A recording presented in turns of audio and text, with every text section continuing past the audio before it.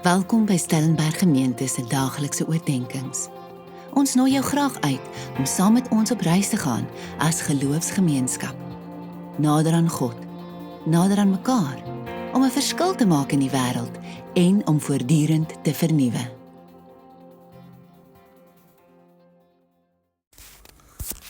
Goeiedag, dis 18 Mei 2026 en dis weer sulke tyd, Pinkstertyd.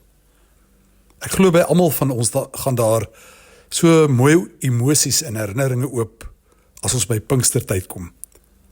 Vandat ek kan onthou, is daar altyd spesifieke assosiasies met Pinkster. Dit is gewoonlik koud, so aan die begin van die winter. Dis kerk toe gaan, saam wees, saam luister wat God vir ons tydens Pinkster wil sê. Dis saam bid, saam sop geniet en saam as volgelinge van Jesus geestelik verdiep, soos wat sy Pinkster geskenk aan die kerk, die Heilige Gees, op 'n besondere manier met ons besig is. En dan is dit ook die historiese wortels van Pinkster in ons kerk wat ons herdenk. Wortels van verdieping, gebed, en gebed is dit wat ons beslis nie moet afskeep tydens Pinkster nie, en natuurlik herlewing.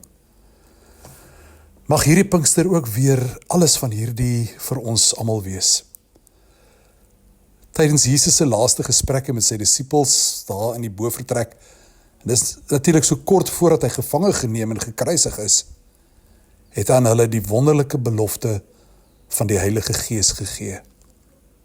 Diep onseker oor die toekoms, verseker Jesus hulle in Johannes 14 vers 16 tot 17. Ek sal die Vader vra, en hy sal vir julle 'n ander voorspraak stuur, om vir ewig by julle te wees, naamlik die Gees van die waarheid.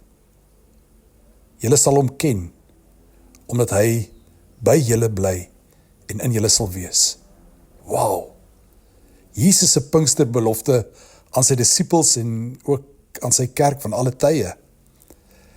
En wat hou hierdie belofte presies vir hulle in en natuurlik ook vir ons? Kom ons stof weer hierdie belofte af en hoor opnuut die implikasie van die Gees wat aan ons gegee is en wat ons hierdie week vier. Staan vir ons so duidelik hier.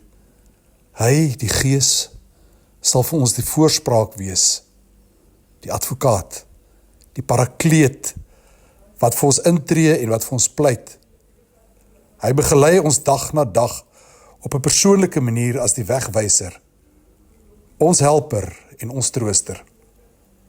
Hy sal vir ewig by ons wees. Ons is nie as weeskinders agtergelaat nie, maar hy woon by ons en in ons. Hy is die Gees van die waarheid. Hy begelei ons in die waarheid. Ook veral in ons tyd waar waarheid so maklik by die agterdeur uitgegooi word. In hierdie tyd wys hy ook vir ons, en dis 'n komplekse tyd, wat reg en wat verkeerd is. Hy oortuig ons van die verkeerd en van sonde. Kom ons maak ons gebed vandag, die mooi gebed in die lied van Jan de Wet. Gees van God, wat in my woon, breek die woord vir my. Gees van God, wat in my woon, kom en heilig my, troos my, sterk my, leer my, lei my. Gees van God, wat lewend maak, vul my meer en vorm my tot u eer. Amen.